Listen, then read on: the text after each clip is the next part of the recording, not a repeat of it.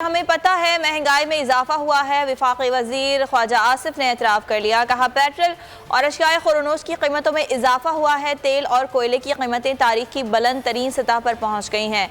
ये भी बोले कि नवाज शरीफ जल्द पाकिस्तान आएंगे।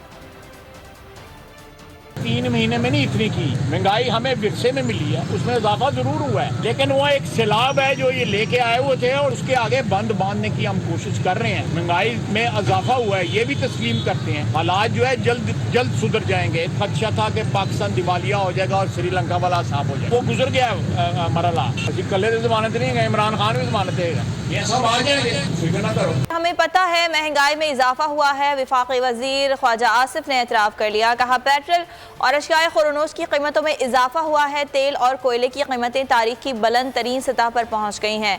ये भी बोले कि नवाज शरीफ जल्द पाकिस्तान आएंगे।